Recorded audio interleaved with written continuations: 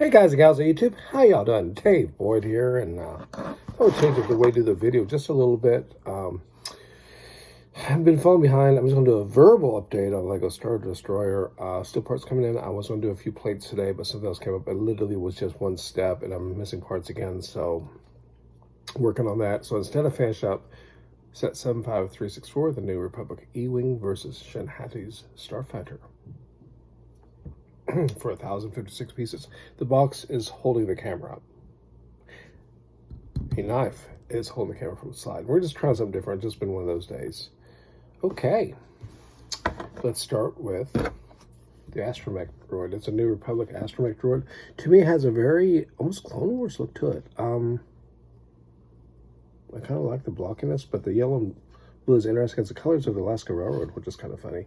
Still no back printing, and I don't know about y'all, but I like to see some printing on the legs. Might be kind of cool, you know? I don't know. Third leg, be cool, yeah. Got Captain Porter. Very beautifully printed figure. Like the details in the front. Always look for that detail on the side. I always am, and I'm always just like to see detail back here because we know it's possible. But the helmet detail is beautiful. It is really nice. Can't really get the focus to work, but that's okay. We got two faces. I prefer this one, but we got this one you can put as hairpiece. There is a hairpiece. There's a hairpiece they include. Normally I have a little board I can put my minifigures on, but it's been one of those days, so we're just not going to worry about that. We're just not going to. Shin Hati here with her red lightsaber, her rather friendly face. Reminds me of my ex. And my ex never had that expression. Pretty cool. Again, love to see that leg printing going all the way around. I would really love to see it. We know it's possible, but it's a nice, well-stated outfit. It's a nice looking figure, and I really do appreciate LEGO's work on that. Baylan Skoll with his lightsaber. Nice, good, solid figure. I do enjoy the back printing. As before, he's got a unfriendly face and an even more unfriendly face. Maybe a conniving, unfriendly face. It works so. And this hairpiece, I mean, it's been around a while. I know it's been updated, but it does remind me of some of the early LEGO ones. We got a couple of extra blasters. Oh, and I'm forgetting somebody. Oh yes, Morgan Elsbeth. I want to say Elizabeth, but she has this expression here. Nice printing. She does have that brick piece for the legs. Slightly less friendly expression on the side. Not overly friendly on this side either. Both the females have that small pursed mouth look. These... Now she's bald. And it's been knocked over here by the camera. Okay. These pieces here, I do appreciate them. I did, just for fun, try to put it on backwards. It's surprising. It's got a little bit of resistance. Maybe prevent someone from doing that. But, I don't know. I don't know why you'd want to do that, but there is a little bit of resistance. Not crazy, but there's a little bit of resistance, which is good. I did not bother keeping the little red studs out or the green studs out because, you know, I just wasn't feeling it. We know how the stud shooters work. The new stud shooters do work better. I really like this engine build. I especially like the fact that you can just pull it out and then create instantly a battle damage or destroy it or crashed unit. I especially like that the most. I like the low, almost a P-38 looking World War II looking kind of aircraft look to it. Folding windshield, thankfully that's not a sticker. Nice cockpit, it does work well. I like the rear section, how it opens. I did put my extra green studs back in there, just it's not supposed to be that way. But I thought it came out pretty good. And this piece here is an extra lightsaber piece from one of the guns up here. I thought it came out well. I like the nice cleaned up look of the ship. It's extremely swooshable and the stud shooters are out of the way. You could conceal those or you could modify those into some other variation of the engine. There is no landing struts, but we do have good contact points. Nice detail. And very sturdy. What was curious to me was the build in the front here. It has a storage area. And it is literally just friction in. There is a stud connection here. But if you try to put it in this way, it tends to not fit. So go ahead and take it and wedge it in here. And the first time you do it, it might be a little bit hard because these towel pieces have a tendency to slide forward just a little bit, just a bit. Might be a bit of natural flex in the plastic. Speaking about that, it is a very sturdy build, and it has connecting points all throughout it, and they're reinforced, so it does hold together pretty good. I would say swishability, this probably is higher just because it reminds me of when I was a child and I used to grab, you know, World War II airplanes because that's all the toys we had, and always, you know, do the old grab around the, you know, or some people do this style, which was very reminiscent of World War II. Like I said, this reminds me of a Zero Starfighter or Mitsubishi attack aircraft. Now that dates me. Okay. Now here we are to the Starfighter. Or I mean the New Republic E-Wing, sorry, which a landing strut to me, this looks a bit awkward. I know why it's that way, David. David, come on, it's the wings. I know, but it looks like it's like standing on a crutch or something. But it folds up nicely. It rolls in. It's fairly flush. Rear landing strip, which is kind of nice, and they just fold in like so.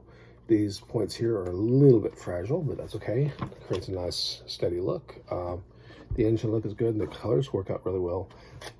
I didn't mention, these are stickers.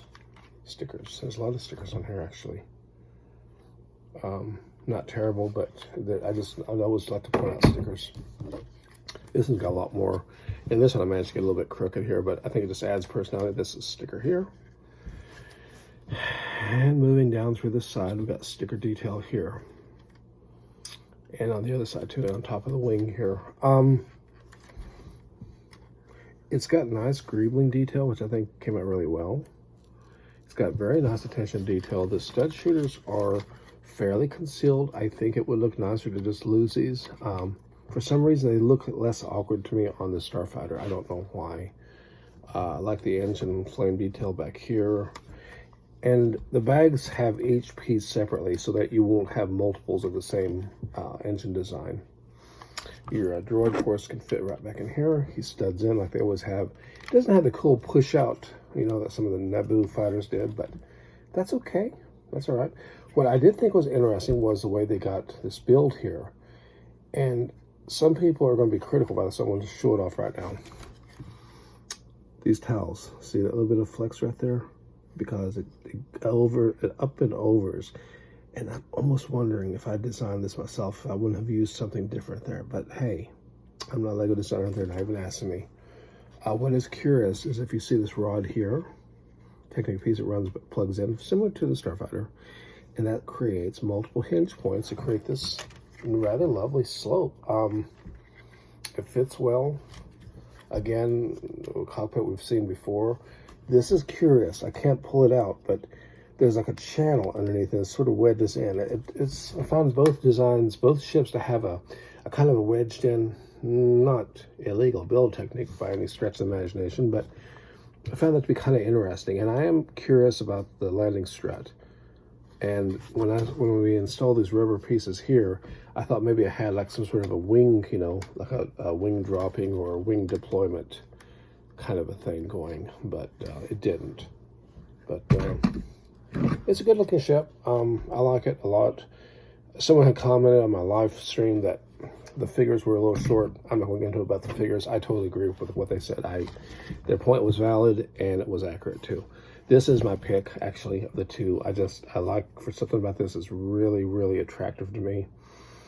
I really just like the blocky feel, the kind of almost throwback or retro feel it has.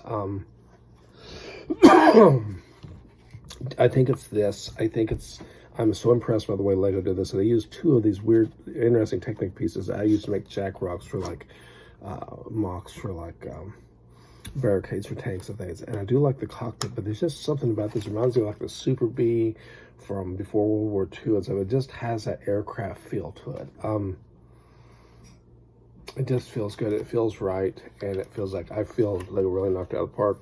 I know it's play scale. They could have tiled this over, but that would be, it's better that Lego leaves studs out. I like to see lots of studs because I like it to look like a Lego set and not like a Tamiya model or something. Nothing against Tamiya. I love it. The instructions are the white, and on the back of this one, they got this little curious animal builds. Instructions roll out like they always do. Robot dude is back. I do like this fighter. I just like it a lot.